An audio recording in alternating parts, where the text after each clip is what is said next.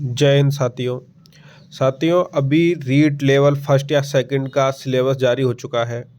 तो REET level first या second जो लेवल सेकंड है उसमें एक नया टॉपिक जोड़ दिया गया है जिसका नाम है एनईपी 2020।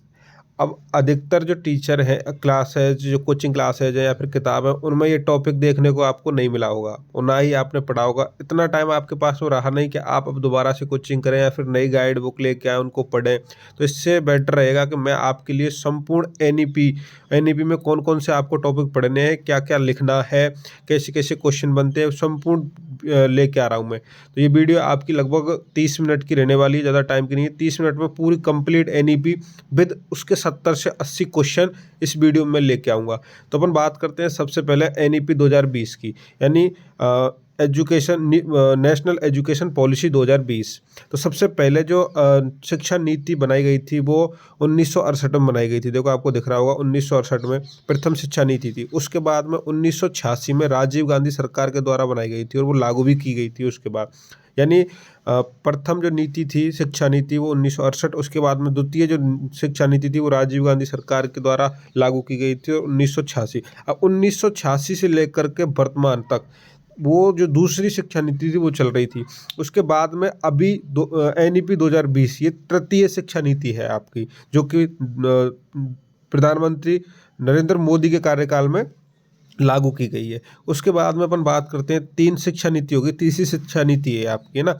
उसके बाद में 1992 में देखो ये दिखा आपको 1992 में इसमें क्या है, प्लान ऑफ एक्शन, इसको लागू किया गया था। इसमें 3 शब्द जोड़े गए थे, प्रासंगिकता, गुणवत्ता और लचीलापन। इसको याद कर लेना। बाकी एनसीएफ आप विस्तार में पढ़ोगे क्योंकि आपकी जो रीट का जो सिलेबस है उसमें विस्तार से एनसीएफ दे रखा है, आप वहाँ से एनसीएफ अच्छे से पढ़ लेना। अब मोस्ट इंपॉर्टेंट ये क्वेश्चन आ चुका है पहले कि एनसीएफ जो कमेटी थी उसकी सिफारिश किसने की थी या कमेटी का जो अध्यक्ष था वो कौन था, तो यशपाल था। याद रखना है एनसीएफ का, ठीक है।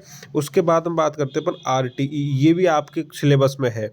आरटीई 2009 निःशुल्क एवं अनिवार्य बाल शिक्षा का अधिकार, इसमें अध्याय और धारा है। इनसे आरटीई से संबंधित मैंने वीडियो डाल रखी है, उसमें बहुत सारे क्वेश्चन है तो वो देख लीजिए आप। बाकी उसके बाद में अपन बात करते हैं एनईपी 2020। तो एनईपी 2020 क्या है, सतत विकास लक्ष्य 0.4 को प्राप्त करने के लिए नई शिक्षा नीति का जन्म हुआ। इसमें 2 समितियां बनाई गई थी। अब 2 समितियों में से कौन सी समिति के द्वारा लागू किया गया था इसको वो मैं बता देता हूँ आपको। तो देखो पहली थी TSR सुब्रमण्यन समिति 2015। इस समिति के जो अध्यक्ष थे उन अध्यक्ष के नाम पर ही समिति का नाम पड़ा था। तो ये देखो अध्यक्ष ये थे आपके।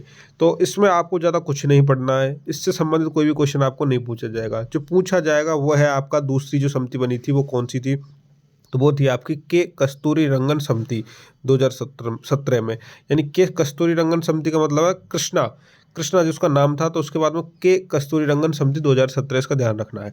जून 2017 में वैज्ञानिक एवं पद्म विभूषण प्राप्त डॉक्टर कृष्णा स्वामी कस्तूरी रंगन की अध्यक्षता में इस कमेटी का गठन किया गया। इस समिति ने मई 2019 में रिपोर्ट सौंपी तथा कमेटी ने अप्रूवल दिया। उसके बाद में अपन बात करते हैं अगला, इसमें क्या क्या हुआ था, कमेटी के द्वारा क्या किया गया था, कब इसको स्वीकृति प्राप्त हुई थी, कहाँ से। तो इसमें कंप्लीट जानकारी मैं आपको दूंगा। इससे पहले साथियों मैं आपको बता देता हूँ, अगर आप रीट की L1 या L2 की या फर्स्ट ग्रेड की, सेकंड ग्रेड की, यानी टीचिंग से संबंधित किसी भी एग्जाम की आप तैयारी कर रहे हैं तो हमारे यूट्यूब चैनल को सब्सक्राइब कर लीजिए, जिससे कि टाइम टाइम से ऐसी वीडियो आपको देखने को मिल जाए। और अपने नए दोस्त हैं उनको शेयर कीजिए और वीडियो को लाइक कर लीजिए। उसके बाद में देखो अपन बात करते हैं केंद्र मानव संसाधन विकास मंत्री रमेश पोखरियाल निशंक और सूचना संसाधन मंत्री प्रकाश जावड़ेकर ने बुधवार के दिन, यानी आपको ये डेट याद रखनी है, उसको ये कुछ भी याद नहीं रखना आगे वाला, आपको सिर्फ जो याद रखना है वो ये रखना है, 29 जुलाई 2020 को नवीन शिक्षा नीति जारी की गई थी। तो कब की गई थी, तो ये है आपका 29 जुलाई 2020 को नवीन शिक्षा नीति जारी की गई थी। उसके बाद हम देखते हैं अपन एनईपी, ये देखो एनईपी 2020 बालक को केंद्र में रखती है। क्या है कि अगर हम बच्चा को पढ़ा रहे हैं तो बच्चा आधारित यानी बालक आधारित शिक्षण होना चाहिए। इस वजह से एनईपी जो न्यू मतलब राष्ट्रीय एजुकेशन पॉलिसी जो बनी है 2020 की, वो बालक को यानी बच्चा को समर्पित यानी बच्चा को केंद्र में रखते हुए यानी उसको देखते हुए बनी है ये, तथा सीखने में नवीन परिस्थितियों के अनुसार परिवर्तनों में बल दिया गया है। यानी पहले क्या थी, रटन पद्धति थी, बच्चे को रटवा दिया तोता की तरह और रट्टाफिकेशन करवा दी और बच्चा उसी को रटता जा रहा है, उसका डेवलप नहीं हो रहा अच्छे से। अब वो सिस्टम पूरा अलग कर करके अब नवीन पद्धति अपनाई गई है बहुत सारी। उसके बाद में अपन बात करते हैं यह जिज्ञासा, खेल, अनुभव, समस्या समाधान एवं संवाद को सिखाने में महत्वपूर्ण मानती है ये। इसमें क्या जिज्ञासा बच्चे में होनी चाहिए, खेल का अनुभव करवाती है, समस्या समाधान, संवाद आदि सब जितने भी शिक्षण है वो सारे मिक्स करके इसमें डाले गए हैं। उसके बाद में अपन बात करते हैं अगला, इस शिक्षा नीति को 27 अध्याय तथा 4 भागों में, जो 4 भाग कौन कौन से, स्कूली शिक्षा, उच्च शिक्षा, केंद्रीय विचारणीय मुद्दे एवं क्रियान्वित मुद्दे में विभक्त किया गया है। तो इसमें ध्यान रखना आपको कि अध्याय कितने हैं, तो 4 अध्याय हैं और भाग कितने हैं, भाग 4 हैं और अध्याय 27 हैं, ये याद रखना आपको।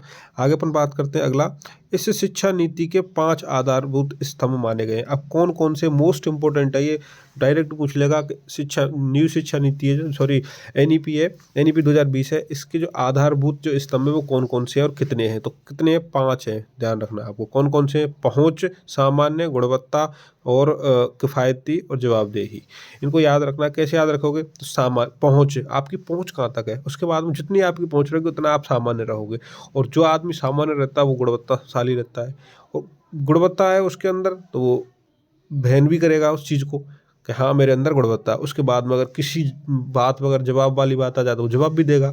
तो याद रखना है, पहुंच जितनी ऊपर होगी उसके बाद में उतना ही बंदा सामान्य होगा, और जितना बंदा सामान्य होगा उतना ही उसके अंदर गुण होंगे, और जितना उसके अंदर गुण होंगे उनको वो स्वीकार करेगा यानी बहन करेगा, और उसके बाद में अगर जवाब वाली बात आएगी तो वो जवाब भी देगा। आगे बात करते हैं अपन, एनईपी 2020 के लक्ष्य क्या थे। सबसे बड़ी बात है लक्ष्य की, आपको याद हो गया होगा, ये याद रखना है आपको ना। उसके बाद में एनईपी 2020 के लक्ष्य, अब लक्ष्य कौन कौन से थे और कैसे याद करना है। लक्ष्य था इसका 2030 तक भारत में बिना भेदभाव के सार्वभौमिक एवं गुणवत्तापूर्ण शिक्षा की पहुंच सुनिश्चित करना। 2030 तक हमें सार्वभौमिक शिक्षा यानी सभी को शिक्षा होनी चाहिए और गुणवत्तापूर्ण शिक्षा होनी चाहिए, ऐसी वैसी नहीं, गुणवत्तापूर्ण शिक्षा का लक्ष्य रखा गया है। नवीन शिक्षा नीति 2020 के सिद्धांतों की बात करते हैं, क्या क्या सिद्धांत है आपको। अब आपको एक चीज़ बता देता हूँ मैं, क्या करना है, इसमें जो मैं पढ़ा रहा हूँ एक कॉपी ले लेना या नोटबुक लेना, और पेन से अपने जो आपको लगता है कि ये आएंगे, मैं बाकी वो डार्क करता चल रहा हूँ, निशान लगाता चल रहा हूँ, ये मोस्ट इंपॉर्टेंट है, तो उनको आप एक नोटबुक में नोट कर लेना, क्योंकि कई बार आपको 2 4 6 बार पढ़ोगे ना तब जाके आपके माइंड में बैठेगा वो सही तरीके से।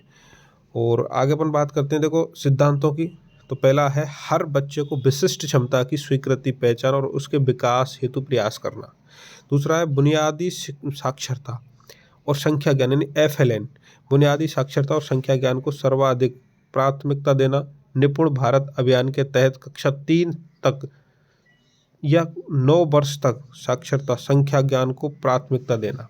तो आपको ध्यान रखना, अगर बच्चा कक्षा 3 में पढ़ रहा है या फिर 9 वर्ष का है वो, तो उसको साक्षरता व संख्या ज्ञान का प्राथमिकता देनी है, यानी उसको लगभग छोटे बड़े जो रहते हैं, बड़े 12 खड़ी रहती हैं, क्या जो रहते हैं, और संख्या ज्ञान यानी 1 से 100 तक गिनती हुई, पहाड़े हुए, ये लगभग उसको आ जाना चाहिए, इस पर जोर देता है।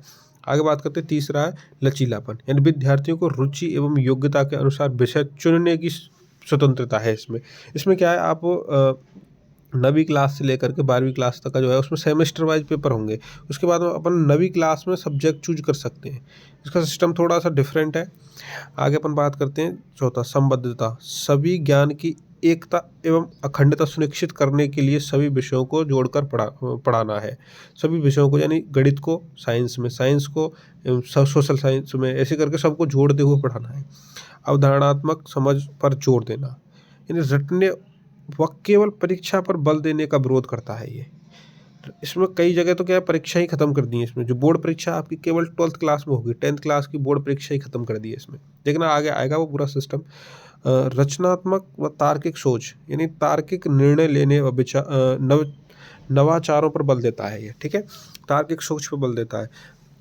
7वां आपका नैतिकता, मानवीय एवं संवैधानिक मूल्यों पर बल देता है। ऐसे इनमें से क्या होगा, 4 ऑप्शन दे दिए जाएंगे, इनमें से 3 ऑप्शन दे दिए जाएंगे और एक ऑप्शन ऐसा दिया जाएगा उसमें बोलेगा इनमें से कौन सा सिद्धांत नहीं है, तो आपको नॉर्मली इसको एक बार देख के जाना है। अगला बात करते हैं अपन, 8वां है आपका बहुभाषिकता, ध्यान रखना इसको, प्रारंभिक शिक्षा मातृभाषा में, यानी 1 से लेकर के और 5वीं तक की जो क्लास रहेंगी वो आपकी मातृभाषा में रहेंगी। उसके बाद में आप बहुभाषिकता पर जोर दिया गया है, यानी प्रारंभिक शिक्षा मातृभाषा में देते हुए बहुभाषिकता पर जोर दिया गया, धीरे धीरे बहुभाषिकता पर, यानी सब भाषा सिखानी है आपको धीरे धीरे। नवा है आपका जीवन कौशल पर बल देना। जीवन कौशल, अपना जो कौशल है ना, आपके अंदर कौन सा कौशल है उस पर बहुत ज़्यादा बल दिया गया है। यानी अगर आप खेलना चाहते हो तो पढ़ाई के साथ में बहुत अच्छे से कोई भी खेल से संबंधित सब्जेक्ट ले सकते हो और खेल सकते हो। उसके बाद में 10वां है आपका सीखने के लिए सतत मूल्यांकन पर जोर। सतत मूल्यांकन पर जोर, आप अच्छे से पढ़ोगे, रीट की अगर तैयारी कर रहे हैं तो सतत मूल्यांकन का भी पढ़ोगे आप उसमें, ठीक है ना। आगे अपन बात करते हैं 11वां तकनीकी के यथासंभव उपयोग पर जोर, ठीक है। उसके बाद 12वां विविधता और स्थानीय परिवेश के लिए एक समान प्रभाव देना। 13वां सभी शैक्षणिक निर्णयों की आधारशिला के रूप में पूर्ण समता और समावेशन तथा शिक्षा को लोगों की पहुंच एवं सामर्थ्य के दायरे में रखना। ये बोल रहा है सभी शैक्षणिक निर्णयों के आधारशिला के रूप में पूर्णतः समता और समावेशन और शिक्षा को लोगों की पहुंच एवं सामर्थ्य के दायरे में रखना। यानी यह है इसका मतलब, जो शिक्षा है उसको सभी लोगों तक, यानी सब लोगों को पहुंचानी, सब लोगों तक शिक्षा पहुंचानी है हमें। उसके बाद में 14वां है शिक्षकों और संकाय को सिखाने की प्रक्रिया का केंद्र मानना है, ठीक है। आगे अपन बात करते हैं अगला कह रहा है ये 15वां अखंडता, पारदर्शिता और संसाधन कुशलता। ऑडिट के लिए हल्का लेकिन प्रभावी नियामक ढांचा बनाना, ठीक है। 16वां उत्कृष्ट सरकार का शोध। उसके बाद में 17वां भारतीय जड़ों और गौरव से बनते रहने पर बल देना। उसके बाद में 18वां शिक्षा एक सार्वजनिक सेवा है, लेकिन इसके बावजूद निजी व परोपकारी प्रयासों को शामिल करने का प्रयास किया गया है। अब बात करते हैं अपन अगला, ये क्या है, दूसरा पॉइंट है, ये बोल रहा है नवीन शिक्षा नीति, यानी राष्ट्रीय शिक्षा नीति है जो नई, उसमें 2020 में कुल 4 भाग हैं और 27 अध्याय हैं शामिल किए गए, 27 अध्याय। तो कौन कौन से क्या क्या कह रहा है, पहले भाग में क्या कह रहा है, दूसरे में क्या कह रहा है, विस्तार से पढ़ेंगे अपन। तो पहला अध्याय है, आपका ध्यान रखना है, पहला अध्याय प्रारंभिक बाल्यावस्था देखभाल और शिक्षा। प्रारंभिक बाल्यावस्था देखभाल और शिक्षा पहला अध्याय, यानी ECC, ध्यान रखना आपको, ECC early childhood care and education, most important है, इनको याद रखना आपको चारों अध्यायों को, क्या क्या कह रहा है अध्यायों में। प्रारंभिक बाल्यावस्था देखभाल और शिक्षा, तो इसका पॉइंट है पहला, ये बोल रहा है प्रारंभिक बाल्यावस्था देखभाल और शिक्षा, यानी ECCE को सीखने की नींव कहा जाता है, ठीक है। अब बात करेगा वो क्वेश्चन, सीखने की नींव किसे कहते हैं, तो ECC को कहते हैं, ECCE। अब इससे संबंधित मैं कम से कम आपको 80 क्वेश्चन लेके आने वाला हूँ, इसी वीडियो में आपको 80 क्वेश्चन देखने को मिलेंगे, इसका निचोड़ पूरा आपको क्वेश्चनों में मिल जाएगा। इसका जो लक्ष्य है वो 2030 रखा गया है। इसमें शिक्षा औपचारिक अनौपचारिक दोनों माध्यम से दी जाएगी। अनौपचारिक शिक्षा 3 से 6 वर्ष के बालकों को बाल वाटिकाओं के माध्यम से, तथा औपचारिक जो शिक्षा है वो 6 से 8 वर्ष के बालकों को कक्षा 1 और 2 के माध्यम से दी जाएगी, ठीक है। औपचारिक और अनौपचारिक के बारे में आपको पता चल गया। औपचारिक तो वो होती है जब अपन जिस किताब हुई, कॉपी हुई, उनसे संबंधित ही पढ़ते हैं। अनौपचारिक ये होती है हम कहीं से कैसे भी कुछ भी पढ़ लेते हैं, वो अनौपचारिक हो जाती है एक तरह से, ठीक है। अपन दूसरे पॉइंट की बात करें, बच्चों के मस्तिष्क का 85% विकास 6 वर्ष की अवस्था से पूर्व ही हो जाता है। ये आप जब टीचिंग मेथड पढ़ोगे तब आपको पता चलेगा, या फिर जब साइकोलॉजी पढ़ोगे तब उसमें पता चलेगा कि कौन सा मनोवैज्ञानिक ये कहता है कि बच्चे का जो आधा विकास है वो 6 वर्ष की उम्र में या 3 वर्ष की उम्र में हो जाता है। तो ये आपको पढ़ोगे तब पता चल जाएगा आपको। 85% बच्चे का मस्तिष्क का 85% विकास 6 वर्ष की अवस्था में पूर्ण हो जाता है। उसके बाद में 3 वर्ष के बच्चे को शिक्षा 3+4+5 देनी है, ठीक है। अब इसको मैं विस्तार से समझाऊंगा अभी आपको कैसे शिक्षा देनी है ये। आगे बात करते हैं अपन इसका उद्देश्य, इसका उद्देश्य बच्चों के सर्वांगीण पहलुओं का विकास करना है, ठीक है, सर्वांगीण पहलुओं का विकास करना है। अगला है NCF द्वारा 8 वर्ष की आयु तक के सभी बच्चों के लिए 2 भागों में प्रारंभिक बाल्यावस्था की NCF ECCE की शिक्षा का विकास किया जाएगा, जिसमें 2 सब फ्रेम होंगी, जिसमें 0 से 3 सब फ्रेम और 3 से 8 सब फ्रेम, 2 सब फ्रेम बनाई गई हैं उसमें। उसके बाद में ECCE के माध्यम से आंगनबाड़ी बाल वाटिका ये अनौपचारिक हो जाएंगी, और उसके बाद में आदिवासी क्षेत्रों के आश्रयशालाओं, पूर्व प्राथमिक विद्यालय, आंगनबाड़ी से जुड़ी प्राथमिक विद्यालयों में शिक्षा प्रदान की जाएगी। अब जो आंगनबाड़ी वाले हैं अभी मौज मस्ती करते हैं, पर यहाँ से आगे आंगनबाड़ियों के लिए बहुत हार्ड हो जाएगा पूरा काम करना, अच्छे से देखभाल करनी पड़ेगा करेगी उनकी। अगला है 5 वर्ष की आयु से पहले हर बच्चा का प्रारंभिक कक्षा या बाल वाटिका में स्थानांतरण हो जाएगा। ठीक है, 5 वर्ष से पहले ही। अभी जो सरकारी जो स्कूल है उसमें 6 वर्ष का हो जाता है बच्चा, 6 प्लस हो जाता है, तब उसका एडमिशन फर्स्ट क्लास में लिया जाता है। लेकिन अब क्या होगा, यहाँ से आगे जो आंगनबाड़ी या बाल वाटिका है उनमें 5 वर्ष से पहले ही बच्चे का एडमिशन हो जाएगा। आगे अध्याय की बात करते हैं। दूसरा अध्याय है आपका बुनियादी साक्षरता एवं संख्या ज्ञान, यानी FLN। ठीक है, FLN foundational literacy and numeracy, यानी बुनियादी साक्षरता एवं संख्या ज्ञान।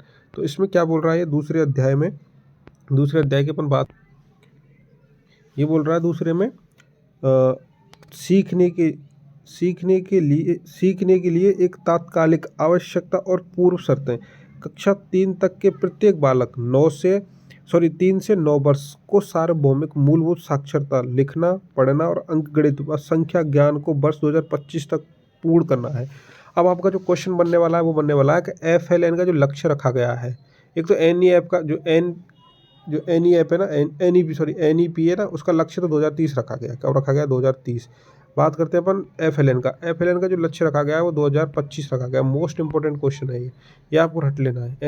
FLN का जो लक्ष्य है और NEP का लक्ष्य अलग अलग है, दोनों याद रखने हैं आपको। ठीक है, आगे अपन बात करते हैं सामान्य विद्यालय में छात्र शिक्षक जो अनुपात रहने वाला है वो क्या रहने वाला है। तो 30 जो बच्चे रहेंगे उन पर कम से कम एक शिक्षक रहने वाला है। 30 बच्चों पर कम से कम एक शिक्षक।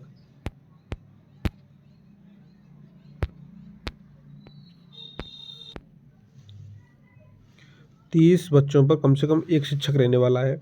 उसके बाद पिछड़े एवं दुर्लभ विद्यालयों में जो छात्र पढ़ते हैं उनमें क्या है, 25 जो बच्चे रहेंगे उन पर एक कम से कम टीचर रहने वाला है। ठीक है, इसके बाद हम बात करते हैं अपन बच्चा दूसरे बच्चों को पढ़ाएगा तथा बच्चों के स्वास्थ्य का ध्यान रखते हुए स्वास्थ्य कार्ड जारी किया जाएगा।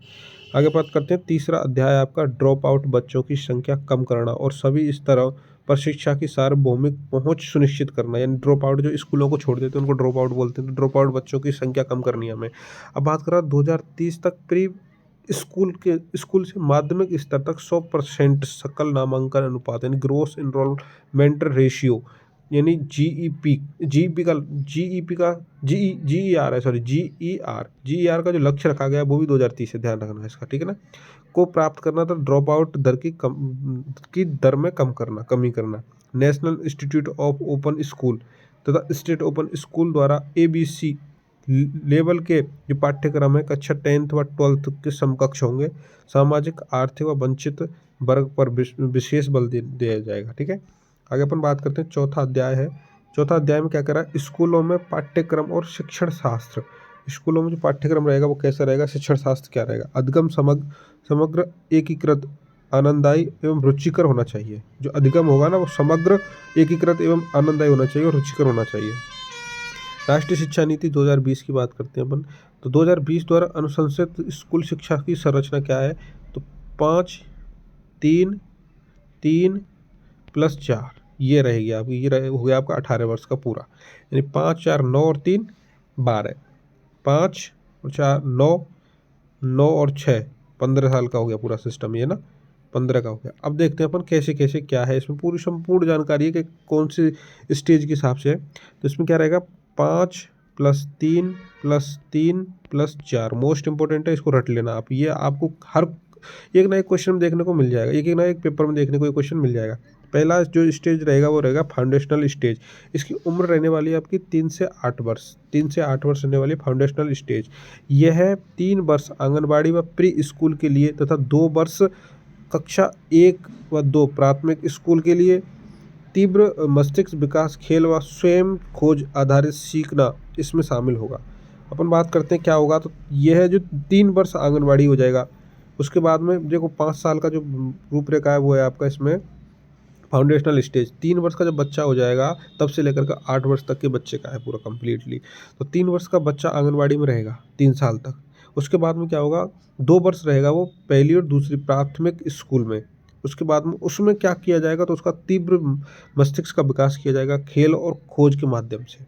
उसके बाद बात करते हैं अपन दूसरा, तो ये प्रिपेरेटरी स्टेज जो आपकी 8 से लेकर के 11 वर्ष तक, 8 से लेकर 11 वर्ष तक, इसमें क्या है, कक्षा 3 से 5 के बच्चों के लिए है ये, ध्यान रखना आपको। वो तो रही आपकी आंगनबाड़ी से पहली दूसरी के लिए, ठीक है, एलकेजी यूकेजी और अंडर केजी और जो भी है वो फर्स्ट और सेकंड स्टेज, और ये रहेगी आपकी तीसरी चौथी पाँचवीं के लिए, जो कि 5, ये भी आपकी 3 साल की रहने वाली है, 5+3, ठीक है, 5+3।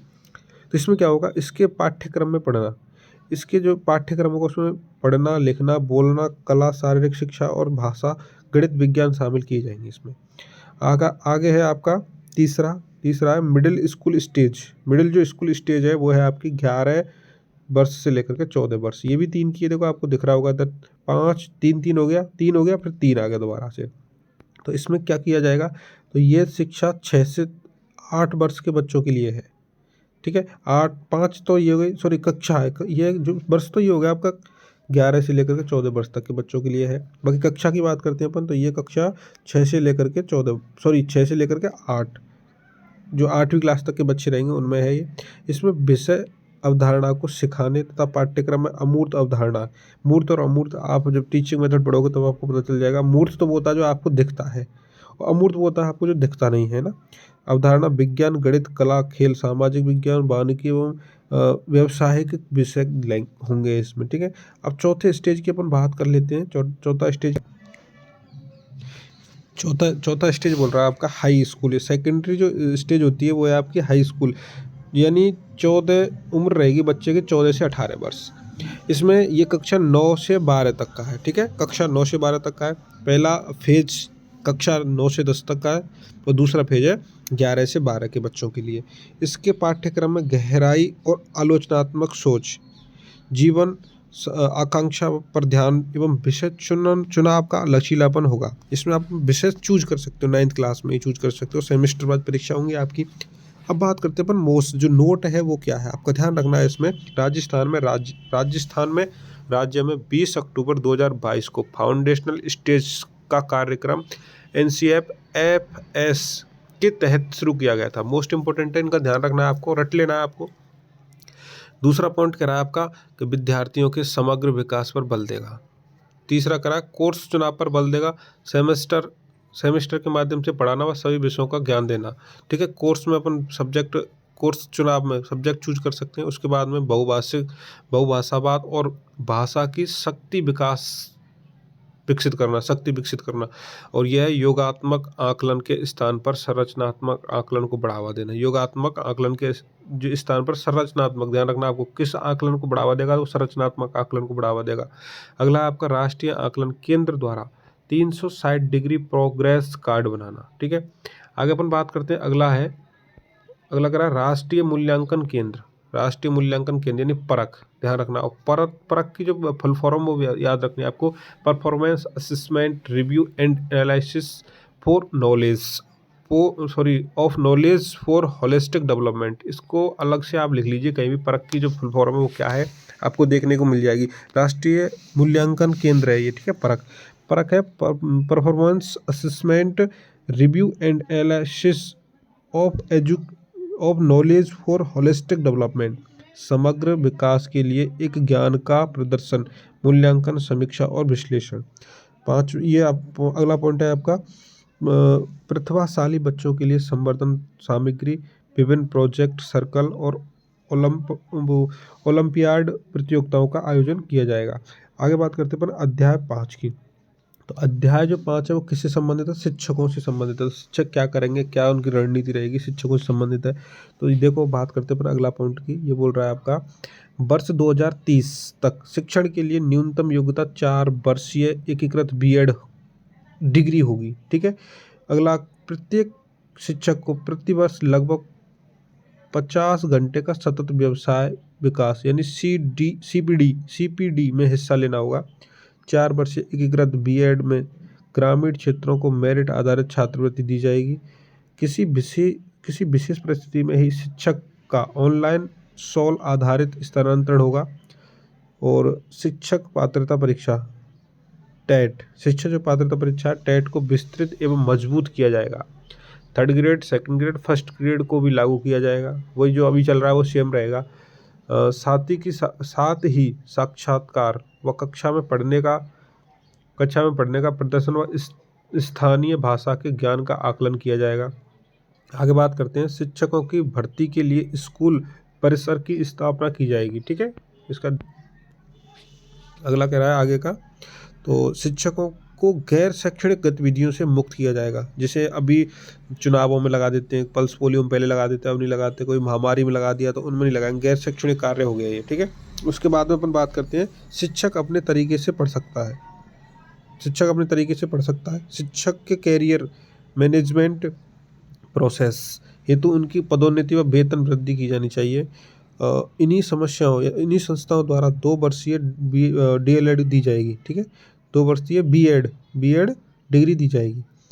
NCTE यानी national council teacher training education जो है वो NCF के द्वारा परामर्श से नवीन अध्यापक शिक्षा हेतु राष्ट्रीय पाठ्यचर्या रूपरेखा NCFTE यानी अध्यापक शिक्षा हेतु राष्ट्रीय पाठ्यचर्या रूपरेखा NCFTE तथा national professional standard for teacher तैयार किए जाएंगे।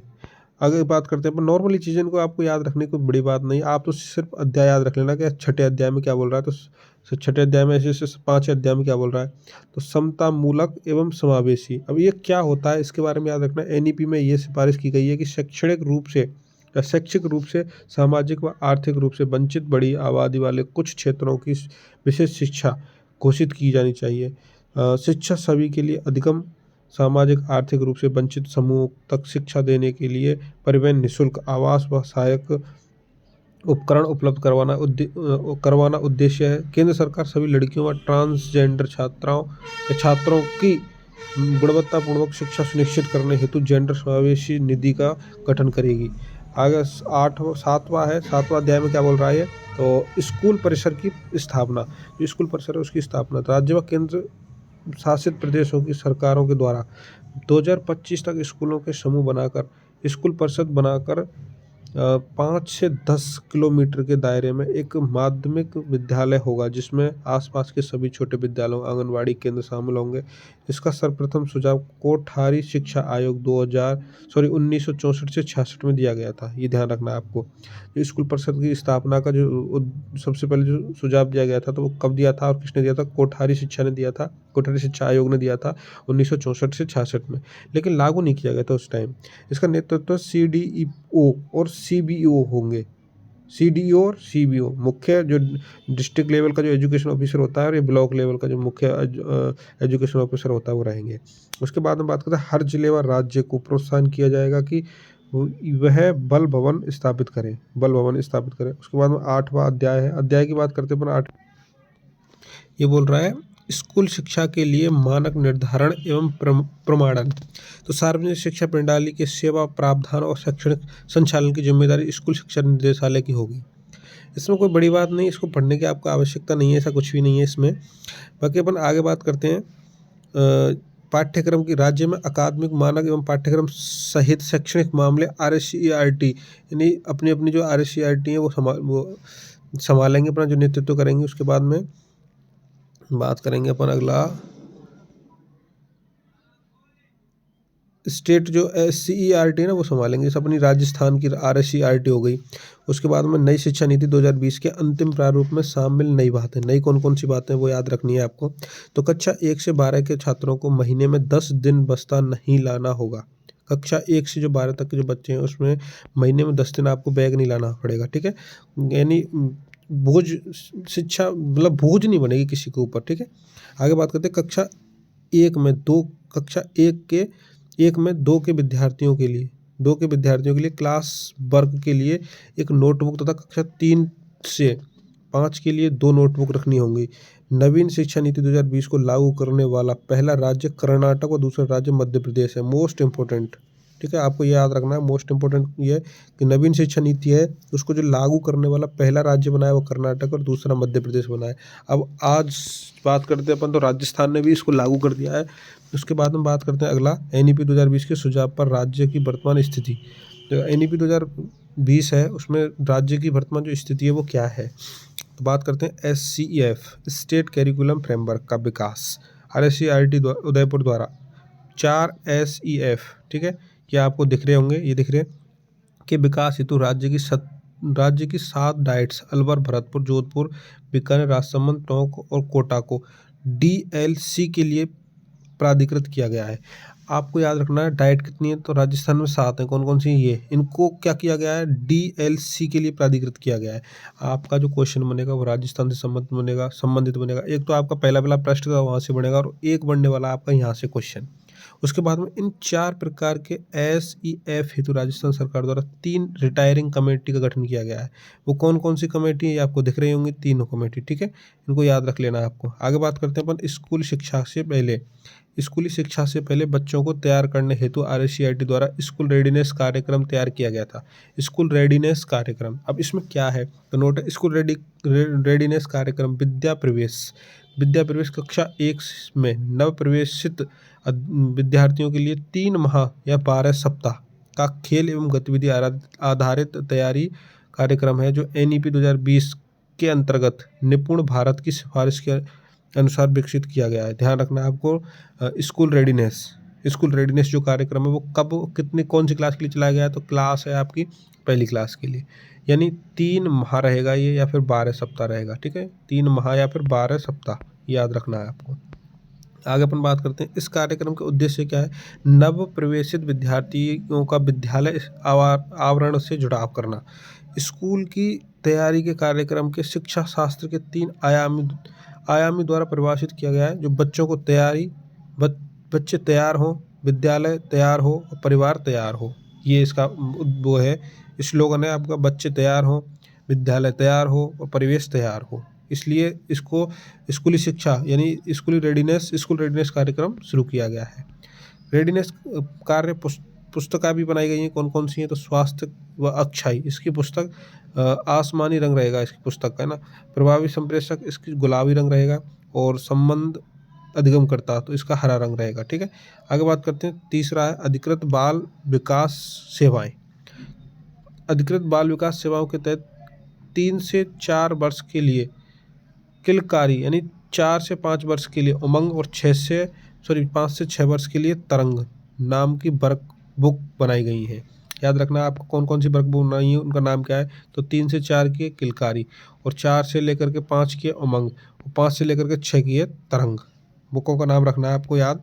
उसके बाद में बात करते हैं राष्ट्रीय शिक्षा नीति 2020 के परिप्रेक्ष्य में RSCRT की भूमिका, लीडरशिप क्या रही है RSCRT की, तो ये देखिए अपन बात करते हैं इधर NEP 2020, 5वां पॉइंट है, NEP 2020 को राज्य में क्रियान्वित करने हेतु राजस्थान सरकार प्रशासनिक सुधार अनुच्छेद 0.3 विभाग के द्वारा समूह है निम्नलिखित क्रियान्वयन समितियों का गठन किया गया है। कौन सी, समूह 1, ये आपको दिख रहा होगा, ECCF, ठीक है, ECCF नहीं है, ECCE है, यानी year childhood care and education, और FLN, ठीक है। इसमें 10 सदस्यीय समिति होगी, याद रखना है इनको, 10 सदस्यीय समिति रहेगी ये। उसके बाद में अगली समिति ये रही, और दिख रही होंगी आपको, पढ़ लेना साथियों उनको, और स्क्रीनशॉट ले लो इनका, बाकी आपको अच्छे से बाद में लिख सकते हो, लिख करके पढ़ लेना 6 समितियों को। आगे विशेष तथ्य क्या क्या है इसमें, विशेष तथ्य की अपन बात करते हैं तो वह राजस्थान में महिला व बाल विकास मंत्रालय द्वारा 62,200 आंगनबाड़ी तथा मिनी आंगनबाड़ी केंद्रों का संचालन किया जा रहा है, ठीक है, ध्यान रखना, 62,200 आंगनबाड़ी और मिनी आंगनबाड़ी का संचालन किया जा रहा है। उसके बाद में ECCE को लागू कर दिया गया है, और बुनियादी साक्षरता व संख्या ज्ञान कक्षा 1 व 2 में 8,436 विद्यालयों में ALV किट दिया गया है। इस राजस्थान में ALV किट क्या होता है, ALV किट याद रखनी है आपको, ALV किट है ना, एक्टिवेट बेस्ड लर्निंग रहता है। इसमें क्या होता है कि जो पहली क्लास के जो बच्चे होते हैं उनमें ऐसी मतलब बहुत सारी खिलौने वगैरह वगैरह दिए जाते हैं इस किट में, उनके द्वारा उनको अध्ययन करवाया जाता है। राजस्थान में नई शिक्षा नीति के लिए एक सार्थक योजना के माध्यम से एक वर्ष को एक हाँ, एक वर्ष की क्रियान्वयन योजना का निर्माण किया जाएगा, स्कूल परिसर की स्थापना की जाएगी और असेसमेंट सेल की स्थापना की जाएगी। साथ ही मैं आपको बता देता हूँ कि एनईपी से संबंधित जो आपके क्वेश्चन बनने वाले हैं, एनईपी से संबंधित जो आपके क्वेश्चन बनने वाले हैं, वो इनसे बाहर एक भी क्वेश्चन नहीं जाएगा, मैं 100% गारंटी लेता हूँ। या फिर आप किसी भी कोचिंग से या फिर किसी भी किताब से पढ़ोगे तो इससे बाहर कोई कुछ पढ़ाने वाला नहीं है, क्योंकि पूरी एनईपी का निचोड़ मैंने आपके सामने रख दिया है। मैं आपको बता देता हूँ, अब मैं आपके लिए 1 से लेकर के 80 क्वेश्चन लगभग कराने वाला हूँ। तो साथियों, जुड़े रहिए हमारे चैनल से और चैनल को सब्सक्राइब कर लीजिए, या कि टाइम से मैं आपको ऐसी वीडियो लाता रहूँ। पहले क्वेश्चन की बात करते हैं। एनईपी है नेशनल एजुकेशन पॉलिसी। पहले तो इसका याद रखना नाम, नेशनल है ना कि न्यू पॉलिसी। कई क्या करते हैं, न्यू एजुकेशन पॉलिसी कर देते हैं, वो न्यू एजुकेशन पॉलिसी ना होकर के नेशनल एजुकेशन पॉलिसी 2020 या नई शिक्षा नीति 2020 किसने तैयार की थी, तो वो आपको बताया था कि कस्तूरी रंगन समिति ने तैयार करी थी। आगे अपन बात करते हैं, अगला बात कर लेते हैं, एक सेकंड। अगला बात करते हैं, एनईपी 2020 के अध्यक्ष कौन थे, तो डॉक्टर के कस्तूरी रंजन। ठीक है। आगे तीसरा क्वेश्चन है आपका, जीडीपी का कितना प्रतिशत केंद्र सरकार द्वारा, जीडीपी है ना, जीडीपी का कितना प्रतिशत केंद्र सरकार द्वारा नई शिक्षा नीति 2020 में खर्च किया जाएगा, तो वो है 6%। कितना परसेंट, 6% खर्च किया जाएगा। अगला है आपका चौथा क्वेश्चन है, पाठ्यक्रम को छात्र के संगठनात्मक विकास के लिए विकास के अनुसार 4 चरणों में विभाजित किया गया है, इसका सही अनुक्रम बताइए। देखो, जो मैंने पढ़ाया है उसके हिसाब से आपको सब कुछ मिल रहा है देखने को। तो मूल चरण, प्रारंभिक चरण और मध्यम चरण और माध्यमिक चरण, ये आपके चरण मैंने बताए थे आपको। उसके बाद अपन बात करते हैं, देखो ये आ गया आपको एक मोस्ट इंपॉर्टेंट क्वेश्चन, शिक्षा नीति 2020 में 10 यानी 10+2 शिक्षा का नया पैटर्न क्या है, तो वो आपका 5334। आगे बात करते हैं, अगला है छठा क्वेश्चन, बोल रहा है नई शिक्षा नीति 2020 में मानव संसाधन विकास मंत्रालय को नया नाम क्या दिया गया है, तो शिक्षा मंत्रालय दिया गया है, एमयू। ठीक है, एमयू। और आगे बात करते हैं अपन, सातवां है, नई शिक्षा नीति 2020 में पहले 5 सालों को कौन सी व्यवस्था कहा गया है, तो वो है आपकी यानी नींव चरण। ठीक है, फाउंडेशनल स्टेज कहा गया है, पहली जो 5 जो रहेंगी। आगे आठवां क्वेश्चन है आपका, नई शिक्षा नीति 2020 में कौशल विकास कार्यक्रम किस वर्ग से शुरू होगा, तो वो रहेगा आपका छठी। इन व्यवसायिक जो शिक्षा रहेगी वो आपकी छठी क्लास से शुरू हो जाएगी। इसको कौशल विकास कार्यक्रम भी कहा जाता है, पाठ्यक्रम भी कहा जाता है। उसके बाद में अपन बात करते हैं, नई शिक्षा नीति 2020 में एक छात्र को उसकी मातृभाषा में न्यूनतम कितनी कक्षा तक पढ़ाया जा सकता है, तो 5वीं की क्लास तक मातृभाषा में पढ़ाया जाएगा।